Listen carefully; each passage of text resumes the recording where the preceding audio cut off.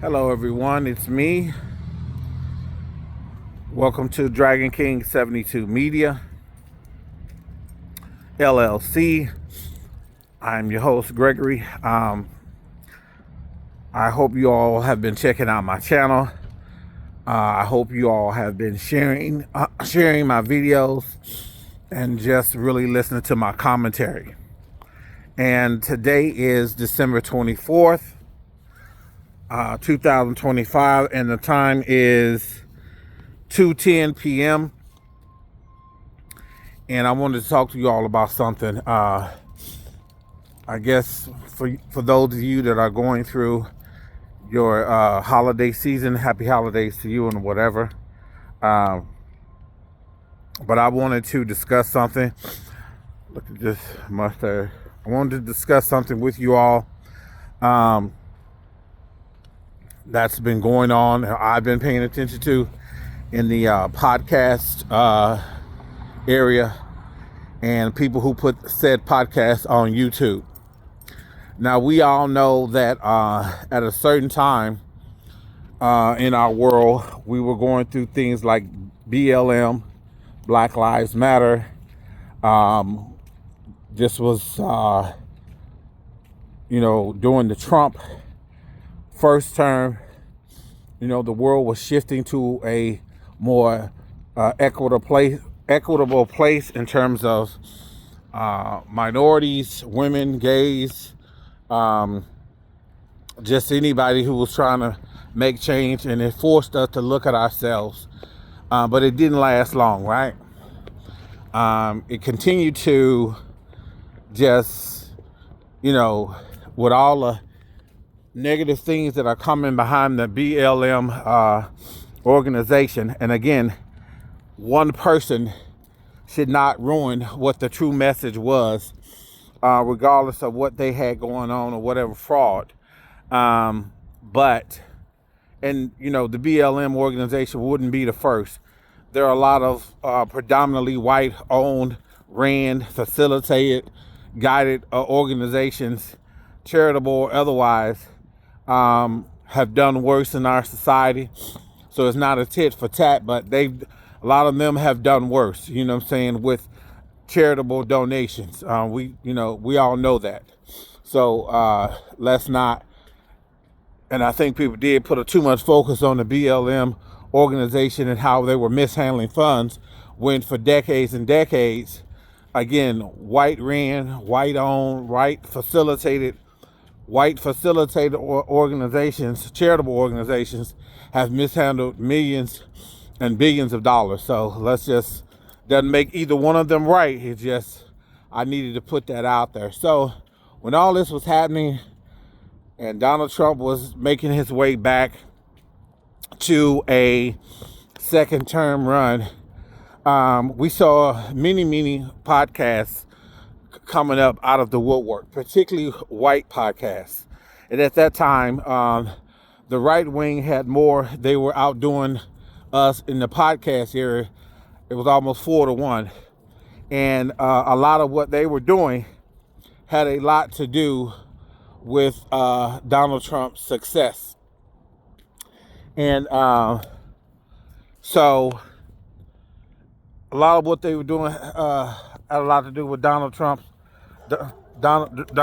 success. And so I believe that played a role in the fact that he had won.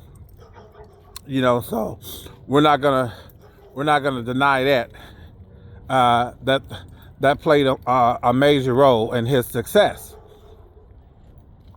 And so we were just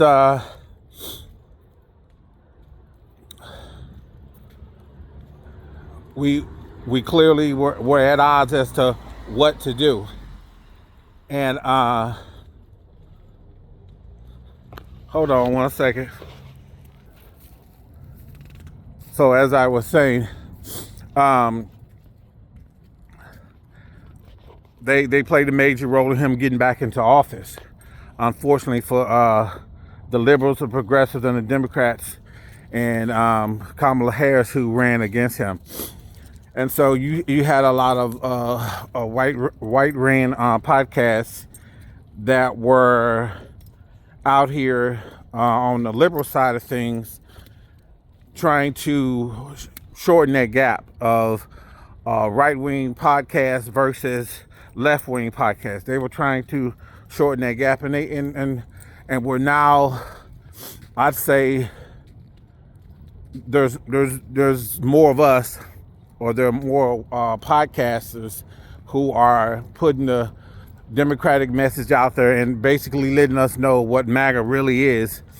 And people are starting to listen, and we're gaining traction as liberals, Democrats, and progressives. However, a lot of the white, liberal, Democratic, progressive podcasts, they are, it's almost like anybody who's not one of them, doesn't deserve to be listened to. The message is not as strong.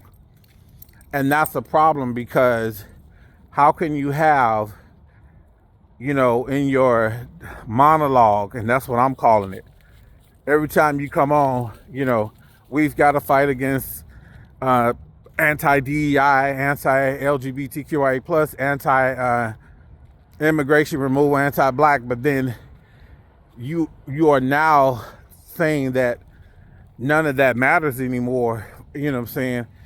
It matters, but it doesn't matter to a point where you have to continue to believe that. You're given the impression that you've supported us, you've supported those things. Now you don't have to. You know what I'm saying? Now you don't, it's not necessary anymore. And we don't need to talk about it as much.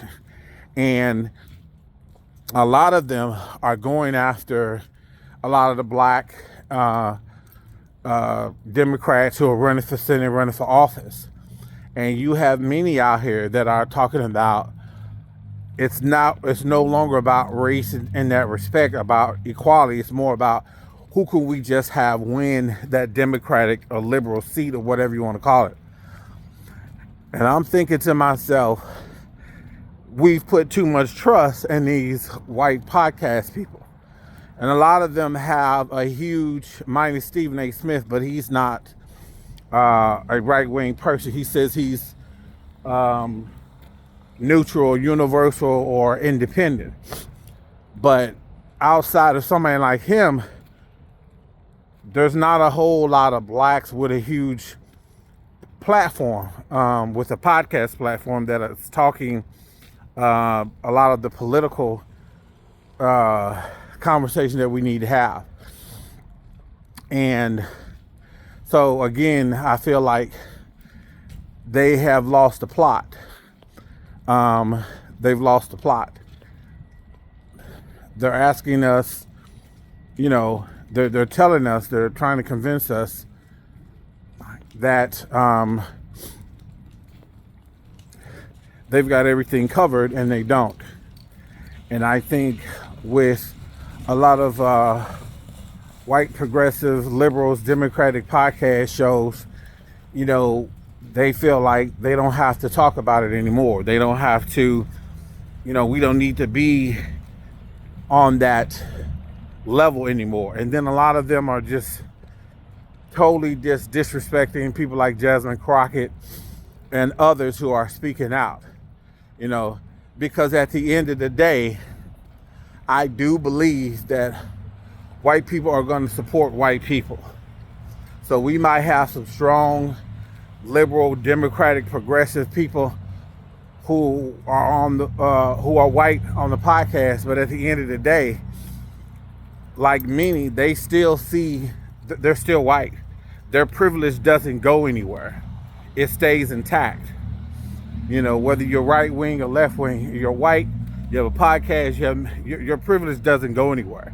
And I think at the end of the day, that's the one thing that they know that they have in common with the right. And so until we black people demand more from all liberal democratic podcasts, we're not going to make it. Peace out. Thank you. Share this video. I appreciate it.